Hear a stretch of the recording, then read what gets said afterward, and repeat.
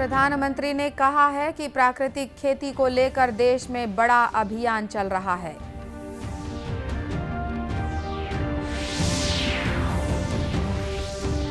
श्री अमरनाथ यात्रा मार्ग में फंसे 15,000 श्रद्धालुओं को सुरक्षित स्थानों तक पहुंचाया गया।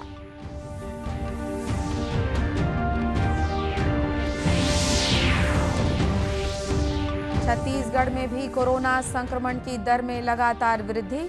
कल 3 मरीजों की हुई मौत।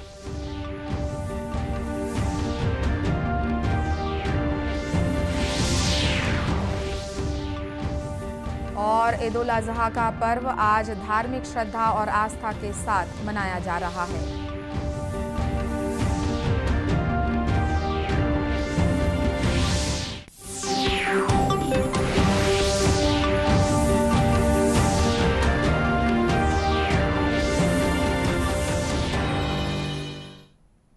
नमस्कार, आप देख रहे हैं दूरदर्शन समाचार। मैं हूं अनुराधा दुबे। अब समाचार विस्तार से। प्रधानमंत्री नरेंद्र मोदी ने कहा है कि भारत स्वभाव और संस्कृति से एक कृषि आधारित देश रहा है। उन्होंने आज गुजरात के सूरत में प्राकृतिक खेती सम्मेलन को वीडियो कॉन्फ्रेंसिंग के माध्यम से संबोधित करते हुए कहा कि हमारा जीवन, स्वास्थ्य और समाज कृषि प्रणाली का आधार है। श्री मोदी ने कहा कि जैसे जैसे किसान की उन्नति होती है, वैसे वैसे ही कृषि में प्रगति और समृद्धि आती है, जिससे देश भी प्रगति करता है। पिछले 8 सालों से गंभीरता से काम कर रहा है। परंपरागत कृषि विकास योजना और भारतीय कृषि पद्धति जैसे कार्यक्रमों के जरिए आज किसानों को संसाधन, सुविधा और सहयोग दिया जा रहा है। इस योजना के तहत देश में 30,000 क्लस्टर्स बनाए गए हैं। लाखों किसानों को इसका लाभ मिल रहा है। परंपरागत कृषि विकास योजना के तहत देश की करीब 10 लाख हेक्टेयर जमीन कवर की जाएगी। हमने प्राकृतिक खेती के सांस्कृतिक, सामाजिक और इकोलॉजी से जुड़े प्रभावों को देखते हुए इसे नमामि गंगे परियोजना से भी जोड़ा है।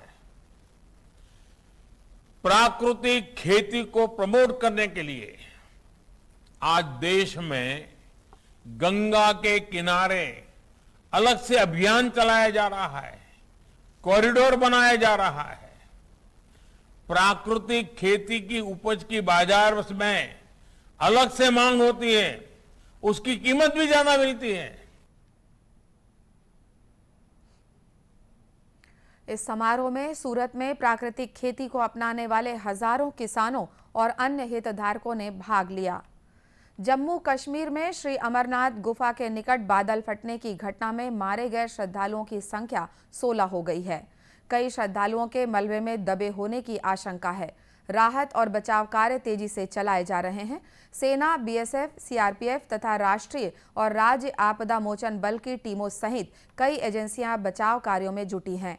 एनडीआरएफ के महानिरीक्षक एनएस बुंदेला ने मीडिया से बातचीत में कहा कि 16 लोगों के शव बरामद कर लिए गए हैं, वहीं 5 लोगों को बचा लिया गया है और 5 लोगों को जिंदा बचाया गया है।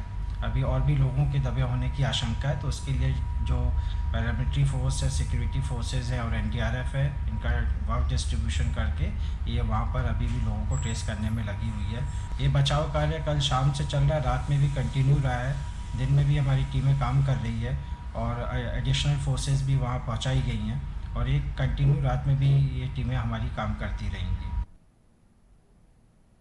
इस बीच भूस्खलन और चट्टानों के खिसकने के बाद श्री अमरनाथ यात्रा पहलगाम और बालटाल दोनों मार्गों से अस्थायी रूप से रोक दी गई है। यात्रा मार्ग में फंसे लगभग 15,000 श्रद्धालुओं को सुरक्षित स्थलों तक पहुंचाया गया है। जम्मू जिला प्रशासन ने यात्रियों से आज भगवती नगर आधार शिविर नहीं आने का आग्रह किया है और जम्मू में बनाए गए 30 केंद्रों में ठहरने को कहा है।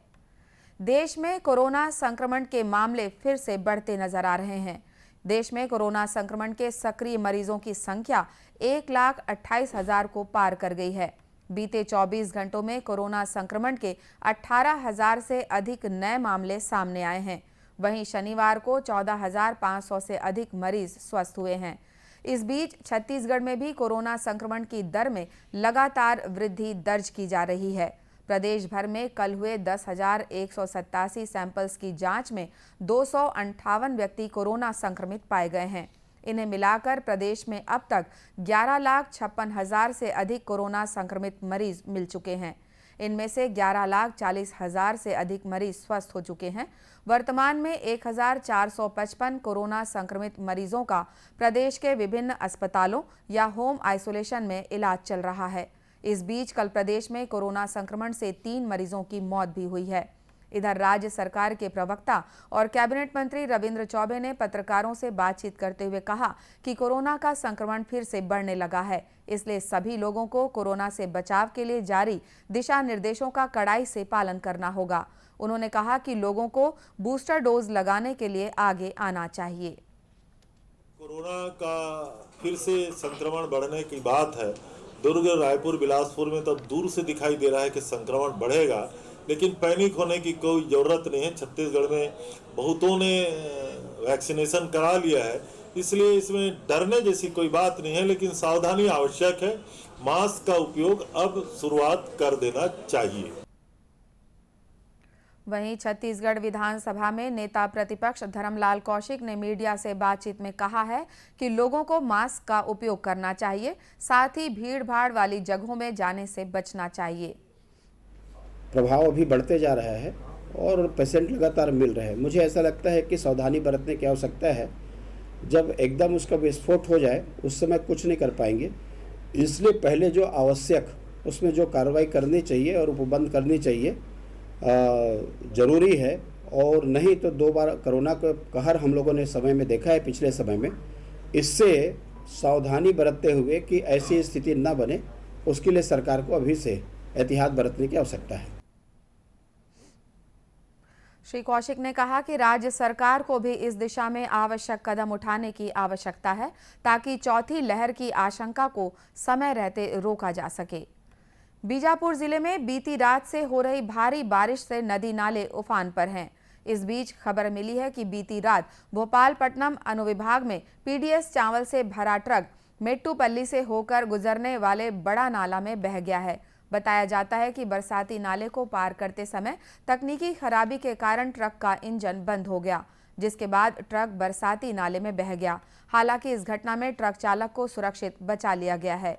इधर कांकेर जिले के अंतागढ़ में देर रात जमकर हुई बारिश से नदी, नाले और तालाब उफान पर हैं। जोगीधारा नदी में पानी का स्तर बढ़ने से अंतागढ़ 4 गांव मार्ग का संपर्क टूट गया है। वहीं कोदागांव पुल के ऊपर से पानी बह रहा है। लगातार बारिश से एक तरफ जहां जनजीवन अस्त व्यस्त है, वहीं अच्छी बारिश से किसानों में खुशी की लहर देखी जा रही है। कबीरधाम जिले में ऑनलाइन साइट के माध्यम से मंगाए गए धारदार हथियारों को थाने में जमा कराए जाने का निर्देश जारी किया गया है। इस संबंध में पुलिस ने ऑनलाइन शॉपिंग साइट कंपनियों से हथियार मंगाने वालों की जानकारी देने को भी कहा गया है। पुलिस की इस मुहिम के बाद 10 लोगों ने धारदार हथियार थाने में जमा कराया है। पुलिस अधीक्षक डॉक्टर लाल उम्मेद सिंह ने मीडिया से बातचीत में बताया कि इस तरह के प्रयास से अपराधों में कमी आने की संभावना है, साथ ही अवैध हथियारों की संख्या में भी कमी आएगी। कई लोगों के द्वारा ये पिस्टल, धारदार हथियार और चाकू वगैरह मंगाए गए थे। उन सभी का ऑनलाइन साइट के से जानकारी प्राप्त की गई। जानकारी प्राप्त किए जाने के उपरांत साइबर सेल के माध्यम से उनसे संपर्क किया गया और उन सभी को अपने जो हथियार मंगाए गए थे, सामग्री मंगाए थे, सबको थाने में जमा कराया गया है। पुलिस अधीक्षक ने ऐसे लोगों से जिन्होंने ऑनलाइन साइट से धारदार हथियार या चाकू मंगवाया है, उन्हें जल्द से जल्द थाने में जमा करने की अपील की है। ईद उल अजहा आज देश के विभिन्न हिस्सों में धार्मिक श्रद्धा, आस्था और पारंपरिक रूप से मनाया जा रहा है। आज सुबह ईदगाह और मस्जिदों में ईद की नमाज अदा की गई। छत्तीसगढ़ के भी विभिन्न भागों में बकरीद का पर्व मनाया जा रहा है। राजधानी रायपुर सहित प्रदेश के विभिन्न मस्जिदों में मुस्लिम समाज के लोगों ने विशेष नमाज अदा की। भिलाई के सेक्टर 6 स्थित ईदगाह में जामा मस्जिद के इमाम हाफिज मोहम्मद इकबाल अंजुम ने ईद उल जुहा की नमाज पढ़ाई। उन्होंने देश में शांति और भाईचारे के लिए दुआएं की। नमाज के बाद लोगों ने एक दूसरे से गले मिलकर ईद की बधाइयां दी। इस अवसर पर इमाम मोहम्मद इकबाल अंजुम ने बताया कि ईद उल अजहा का पर्व राह खुदा में त्याग के साथ ज़रूरतमंदों की मदद करने का पैगाम भी देता है। तमाम मुल्क के लोगों को हम ईद उल अजहा की मुबारकबाद पेश करते हैं। और चूँकि आज कुर्बानी का दिन है और कुर्बानी का जो मकसद है वो आपको कुर्बानी के लफ्ज़ से समझ आ रहा है, कुर्बान होना। तो चूँकि आज एक सिंबॉलिक तौर पर अल्लाह की राह में जानवर ज़िबा किया जाता है, लेकिन इसके पीछे जो मकसद है और रीज़न वो ये है कि हर तरह की कुर्बानी जो हमें देनी चाहिए, चाहे अपने जान से, चाहे माल से, चाहे अपने मुल्क के लिए हो या अपने पड़ोसी के लिए हो या अपने गरीब भाइयों के लिए या अमीरों के लिए, जिससे भी जिस तरह की कुर्बानी की ज़रूरत पड़े, मुसलमान को हमेशा कुर्बान देने के लिए तैयार रहना चाहिए। इसलिए कि यही इस्लाम का संदेश है, यही इस्लाम की तालीम है और यही इस्लाम और कुरान का पैगाम है कि हर हाल में जिस जगह भी हमें अपनी जान माल की ज़रूरत पड़े, देश के लिए, मुल्क के लिए, लोगों के लिए हमें पेश करना चाहिए। उधर महासमुंद जिले में भी कुर्बानी और त्याग का पर्व ईद उल अजहा पारंपरिक तौर से मनाया जा रहा है। मुस्लिम समुदाय के लोग अलग अलग समय में अलग अलग मस्जिदों में जाकर नमाज अदा कर रहे हैं। ईदगाह भाटा में भी ईद उल अजहा की नमाज अदा की गई। मुस्लिम समाज के लोगों ने इस दौरान अमन चैन की दुआ मांगी। इसके बाद सभी धर्मों के लोगों ने एक दूसरे के गले मिलकर ईद उल अजहा की बधाई दी। प्रदेश के अन्य हिस्सों से भी ईद की नमाज अदा करने की खबर है। इधर बकरीद पर्व के अवसर पर इमामों ने शांति और सौहार्द बनाए रखते हुए भाईचारे की भावना से त्योहार मनाने की अपील की है। गौरतलब है कि ये त्योहार ईश्वर के आदेश के अनुपालन में अपने इकलौते बेटे की कुर्बानी के लिए हजरत इब्राहिम की तत्परता की याद में मनाया जाता है। प्रधानमंत्री फसल बीमा योजना के तहत राजनांदगांव जिले में खरीफ फसल का बीमा कराने के लिए किसानों के बीच उत्साह देखा जा रहा है। जिले में अब तक करीब 55,000 किसानों ने अपनी फसल का बीमा कराया है, जिसकी प्रीमियम राशि 4 करोड़ 65 लाख रुपए है। इस योजना का लाभ लेने के लिए अंतिम तिथि 15 जुलाई निर्धारित की गई है। जिला सहकारी केंद्रीय बैंक के मुख्य कार्यपालन अधिकारी सुधीर सोनी ने बताया कि बीते 2 वर्ष 49,000 किसानों ने प्रधानमंत्री फसल बीमा योजना का लाभ लिया था। बीमा योजना खरीफ 2022 के तहत आज दिनांक तक जिला सहकारी केंद्रीय बैंक मर्यादित राजनांदगांव अंतर्गत 53,970 ऋणी कृषकों का एवं 796 अऋणी कृषकों का फसल बीमा किया गया है और उसकी प्रीमियम राशि है 4 करोड़ 65 लाख। पूर्व वर्ष खरीफ वर्ष 2020 में हमारे यहाँ कुल 2,49,313 कृषकों का बीमा किया गया था, जिसकी प्रीमियम राशि 24 करोड़ 6 लाख होती है। मैं आप सभी कृषक बंधुओं से जो अऋणी एवं ऋणी कृषक हैं उनसे अनुरोध करूंगा कि चूंकि शासन द्वारा 15 जुलाई तिथि निर्धारित है, अंतिम तिथि, अतः वो अपना फसल का बीमा जल्द से जल्द पूर्ण करवा लें। उन्होंने बताया कि जिले के किसान धान, सोयाबीन और अरहर फसल का बीमा करा सकते हैं। अब कुछ खबरें जिलों से।